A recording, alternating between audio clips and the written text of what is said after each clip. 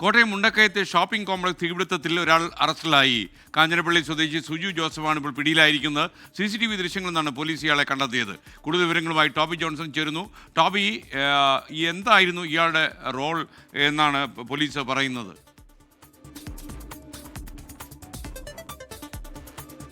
SKN ഒരു വലിയ ദുരന്തമായി അല്ലെങ്കിൽ ഒരു വലിയ തീപിടുത്തമായി മാറേണ്ട ഒരു സാഹചര്യമായിരുന്നു ഇന്നലെ രാത്രിയിൽ ഉണ്ടായത്.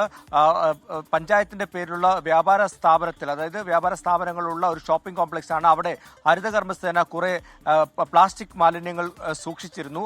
അതിനാണ് തീ പിടിച്ചത്. അത് വലിയ രീതിയിൽ ആളിക്കത്തുകയും വലിയ ആശങ്ക പടർത്തുകയും ചെയ്തു. നാട്ടുകാരും ഫയർഫോഴ്സും വന്ന് ഏറെ നേരത്തെ പരിശ്രമത്തിനൊടുവിലാണ് ഈ തീ കെടുത്തിയത്.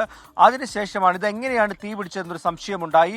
അപ്പോഴാണ് സാധാരണ ഷോർട്ട് സർക്യൂട്ടൊക്കെയാണ് നമ്മൾ പറഞ്ഞു കേൾക്കാറുള്ളത്, അങ്ങനെ എന്തെങ്കിലും ആയിരിക്കുമെന്നാണ് ആദ്യം കരുതിയത്. പക്ഷേ നാട്ടുകാർ ചിലർക്ക് ചില സംശയമുണ്ടായിരുന്നു. ഇങ്ങനെ ഒരു വ്യക്തി അവിടെ കറങ്ങി നടക്കുന്നത് കണ്ടു എന്നവർ പോലീസിനോട് പറഞ്ഞു. പോലീസ് ഇതേ തുടർന്ന് CCTV വിശദമായിട്ട് പരിശോധിച്ചു. അപ്പോഴാണ് ഈ സംഭവം പുറത്തു വരുന്നത്. ഈ വ്യക്തി തീ കൊളുത്തിയതാണ് ഇത് ഈ കെട്ടിടത്തിന് മുഴുവൻ തീ പടരാനുണ്ടായ കാരണമെന്നാണ് പോലീസ് കണ്ടെത്തിയത്. അങ്ങനെയാണ് ഇന്ന് ഒരു ദിവസം മുഴുവൻ ഇയാളെ ചോദ്യം ചെയ്തു, കസ്റ്റഡിയിലെടുത്ത് ചോദ്യം ചെയ്തു.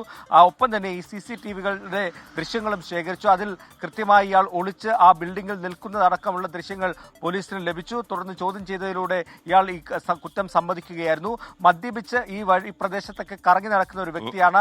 അതിനിടയിൽ അങ്ങനെ മദ്യലഹരിയിലായിരുന്നപ്പോൾ ഈ മാലിന്യത്തിന് തീ കൊളുത്തിയതാണെന്നുള്ളൊരു വിവരമാണ് ലഭിച്ചിട്ടുള്ളത്. Thank you Toby Johnson.